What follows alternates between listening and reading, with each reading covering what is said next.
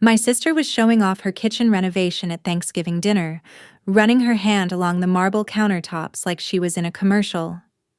"Italian Carrara," she said, looking directly at me. "Cost more than your car, probably." Everyone laughed. I just smiled and reached for the wine. She'd been doing this for years, comparing her life to mine, always making sure I knew she'd won some competition I never signed up for. "You know," she continued, tilting her head with that fake sympathetic expression she'd perfected, "you really should think about buying property instead of renting forever.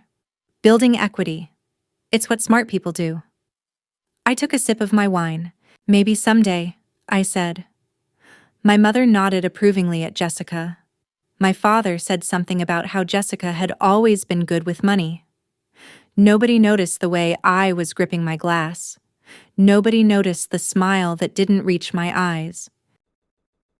Because what nobody at that table knew, what Jessica herself had never figured out in 3 years of living there, was that she'd been paying rent to me. The beautiful 4-bedroom colonial she was so proud of, the one with the Italian marble and the renovated kitchen and the backyard she posted on Instagram every weekend, belonged to me. I'd bought it 6 years ago, and I'd been waiting for exactly the right moment to tell her. That moment came 4 months later when Jessica missed her 3rd rent payment in a row, and I had to make a choice. I was sitting in my actual home, a modest 2-bedroom condo across town that I'd paid off years ago, looking at the property management reports. 3 months behind. Over $7,000. My property manager wanted to know how to proceed. I typed back 2 words: eviction notice. Then I poured myself a glass of bourbon and waited for my phone to ring. Let me take you back, because this story isn't about a house or rent money. It's about spending your whole life being told you'd never amount to anything, and then quietly becoming the person who holds all the cards while everyone still thinks you're losing. If you've ever been the underestimated sibling, the one they counted out before you even started, you already know this isn't about real estate. It's about the long game. And I've been playing it for 20 years. Jessica is 2 years older than me. Growing up in our small town in Ohio, she was everything I wasn't. Blonde, beautiful, effortlessly popular. The kind of girl who got asked to prom by seniors when she was a sophomore. The kind of girl teachers liked without her having to try. The kind of girl who could cry her way out of consequences and charm her way into opportunities. I was the quiet one. Brown hair, average looks, nose always in a book. I had good grades, but nobody noticed. I had ideas, but nobody listened.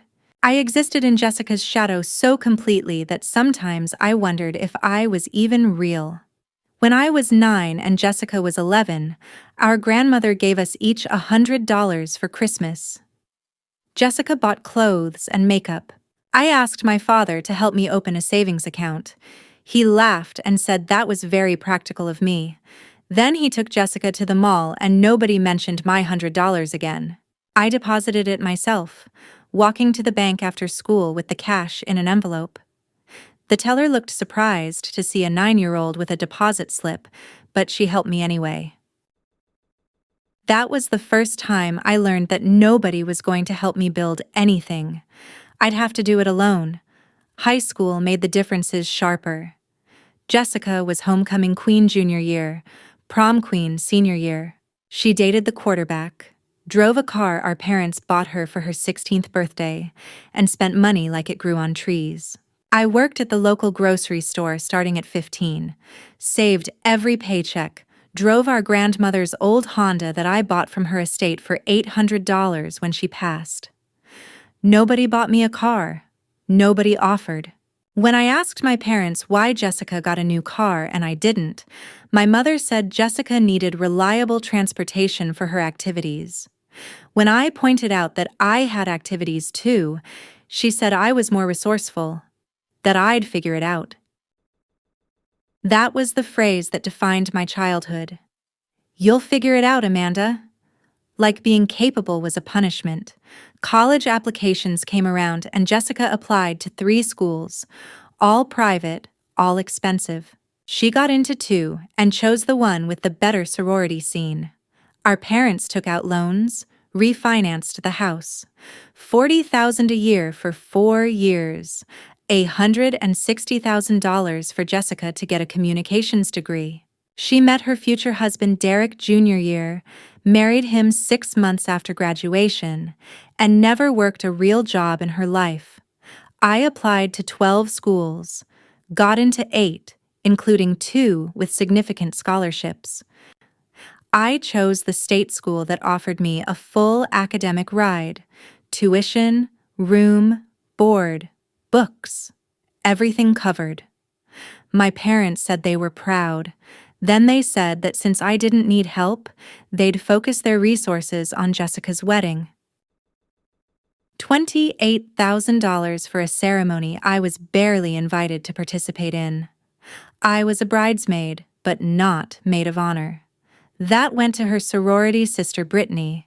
At the reception, my mother gave a speech about how Jessica had always been her shining star. She didn't mention me at all. I graduated summa cum laude with a degree in finance, had 3 job offers before I walked across the stage. Took the one in Cleveland because it paid the most and was close enough to visit home, but far enough to have my own life.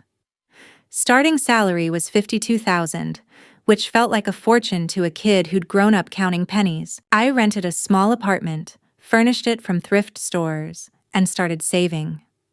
20% of every paycheck went straight to investments. I read books about real estate, about passive income, about building wealth. While Jessica was posting photos of her new house and her new car and her new designer bags, I was quietly buying my first rental property. A small duplex in a working-class neighborhood. Cost me $43,000 at a foreclosure auction. I was 24 years old. Nobody in my family knew. I didn't tell them. There was no point.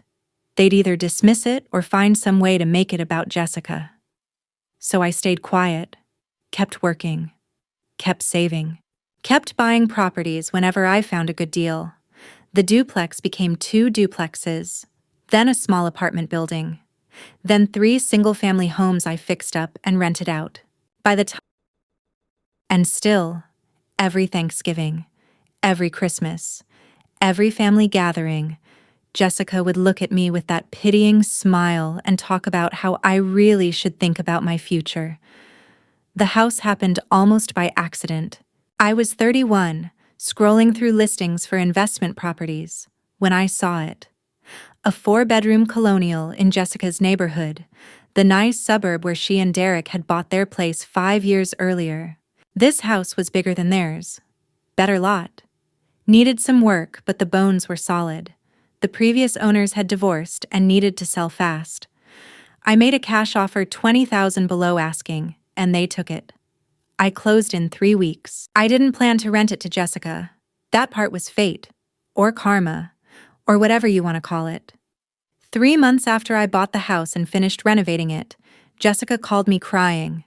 Derek had been laid off. They were behind on their mortgage. The bank was threatening foreclosure. They needed to sell, but the market was down and they'd be underwater. Could they move in with me while they figured things out? I said no to my apartment. But I told her I knew of a rental property that might work. Same neighborhood she was used to, 4 bedrooms, recently renovated. The rent was reasonable for the area. She asked who owned it. I said a private investor who kept a low profile. She asked if I could put in a good word. I said I'd see what I could do. I created an LLC, named it Cardinal Property Holdings, had my lawyers set up the lease and handle all communications. The property management company I'd been using for years handled the rest. Jessica never knew. She moved into my house and immediately started acting like she owned it. Within 6 months, she'd forgotten she was renting. It's basically our dream home. She'd take photos for Instagram with captions about loving her beautiful house. Never mentioned rent, never mentioned that it wasn't hers. Meanwhile, Derek got a new job, but not as good as his old one. They were making it work, but barely. Jessica kept spending like they were still making six figures. Designer clothes, expensive vacations, private school for their two kids. She'd put it all on credit cards and complain about how tight money was. Every family dinner, she'd make comments about property values in her neighborhood, about how smart she'd been to buy when she did, about how I should really think about investing in real estate. I'd nod and smile and say maybe someday. And every month her rent check would clear and I'd add another $1,000 to my investment account. The comments got worse over time. Maybe because I wasn't reacting. Maybe because my quiet non-response felt like a challenge she needed to win. 3 years into her living in my house, she started getting mean about it. Amanda's still renting, she'd tell relatives at gatherings, shaking her head sadly. I keep telling her to buy, but she's so risk-averse. When I bought a new car, a modest Honda Accord because I liked reliable transportation, she laughed and said I should lease something nicer to look more successful. When I mentioned I was thinking about taking a vacation, she said I should save that money for a house down payment instead of wasting it on travel. The irony was so thick I could have choked on it. She was living in my house, paying me rent, building my equity with her monthly checks, and lecturing me about real estate. That Thanksgiving with the Italian marble and the "your car" comment was the tipping point. Not because it was worse than usual, but because I was tired. Tired of the game. Tired of pretending. Tired of watching her swan around a house she didn't own while telling me I'd never have what she had.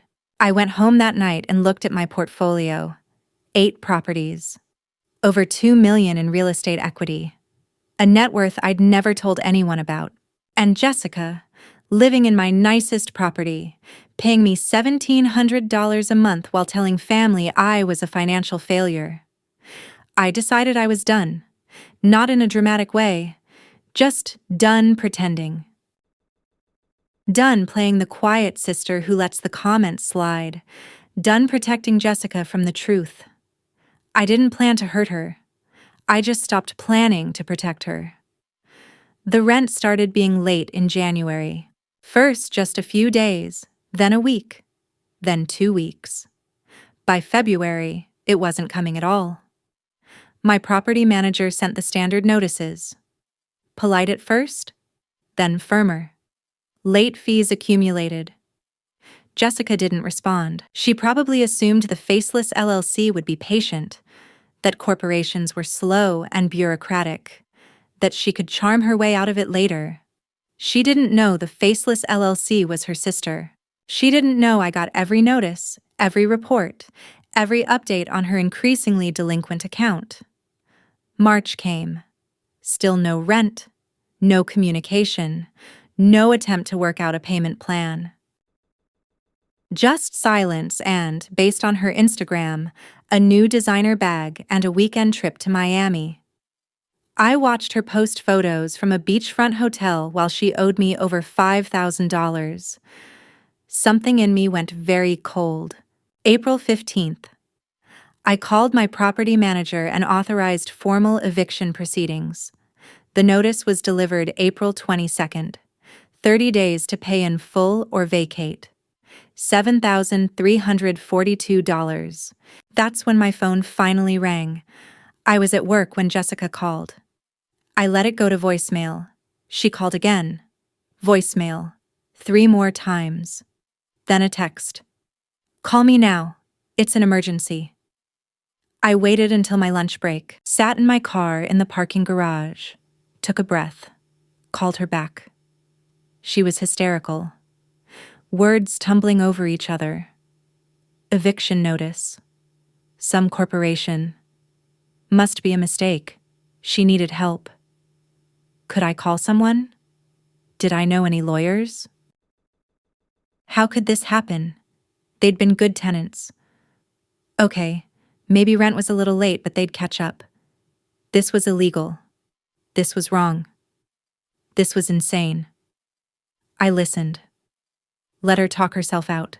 Then, in the calmest voice I'd ever used, I said, "Jessica, I know about the eviction." "Of course you know, I just told you about it." "No," I said. "I mean, I know about it because I sent it. The property belongs to me. Cardinal Property Holdings is my company. You've been renting my house for 3 years, and you're 3 months behind." The silence lasted so long I checked to make sure the call hadn't dropped. Then, "What?" "The house you live in. I bought it 6 years ago.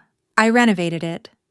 I've been renting it to you through a property management company since you and Derek needed a place after your foreclosure scare.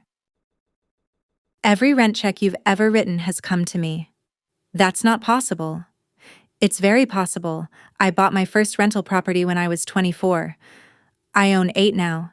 The one you're living in is the nicest, which is why I charged you below market rate. Family discount. Not that you'd know about that, since you've never asked about my finances. Too busy telling me I should buy property to notice I already had. I don't believe you. Check the county records. The house is owned by Cardinal Property Holdings, LLC. Look up the registered agent. It's me." More silence, then her voice, smaller now. "Why didn't you tell me?" "When would I have told you? Between the comments about how I'd never own a house like yours, the lectures about building equity, the Thanksgiving when you said your countertops cost more than my car? When was I supposed to mention that you were standing in my kitchen, in my house, paying me to live there? I didn't know." "You didn't ask. You assumed. You've been assuming your whole life that you were ahead of me, that I was the failure, and you were the success. You never once asked what I was doing with my money, my career, my life. You just decided I was less than you and made sure everyone knew it." "I wasn't trying to be mean," she said. Her voice was shaking. "I was just joking. You know how family is." "Family," I repeated. "You want to talk about family? Our parents. Every property, every dollar, every single thing in my life I built from nothing while you and everyone else treated me like an afterthought. And now you're 3 months behind on rent, living in my house, and you want to talk about family? We'll pay. We just need more time. You've had time. 3 months of time. And in those 3 months you posted a trip to Miami, a new bag, and I think I saw something about a spa weekend. You have money. You just don't have priorities. Those were gifts. Credit. It's complicated." "It's not complicated. You spend money you don't have on things you don't need while ignoring the bills that actually matter. That's not complicated. That's irresponsible. And I'm done subsidizing it." She started crying. Real tears this time, not the manipulative kind she'd used our whole childhood. "What am I supposed to do? Where am I supposed to go? I have kids, Amanda. You can't just throw us out on the street." "I'm not throwing you anywhere. I'm enforcing a legal contract you signed and ignored. You have 30 days to pay what you owe or find somewhere else to live. That's more notice than most landlords give. Use it. Can't you just forgive the debt? I'm your sister. You've been my sister for 36 years. In all that time, what have you ever forgiven me? What have you ever given me? You've taken and taken and taken. Our parents' attention, our family's resources, my dignity at every gathering where you made sure everyone knew you thought I was beneath you. And now you want forgiveness? Now you want family loyalty? Where was that loyalty when you were telling relatives I'd never own a house? I didn't mean it like that. You meant it exactly like that. You meant every word. The difference is now, you know the truth. The sister you've been looking down on owns the roof over your head, has 8 properties, has built more wealth quietly than you'll ever have loudly, and she's done pretending to be less so you can feel like more. Mom and Dad are going to hear about this. Tell them. Tell everyone. I've got nothing to hide. Tell them how you've been living in my rental for 3 years, bragging about it like you owned it. Tell them how you're 3 months behind and facing eviction. Tell them how your loser sister turned out to own a multi-million-dollar real estate portfolio while you were maxing out credit cards to look rich on Instagram. See how much sympathy that gets you. She hung up. I sat in my car for another 20 minutes, hands steady on the wheel, heart pounding in my chest. Not from guilt, from relief. Years of silence, of swallowing comments, of being the bigger person. It was over. Whatever happened next, I'd finally told the truth. The family fallout was predictable. Jessica called our parents that night. By morning, my mother was on my phone demanding to know if it was true. I confirmed it. She went silent for a moment, then said, "Why didn't you tell us you were doing so well?"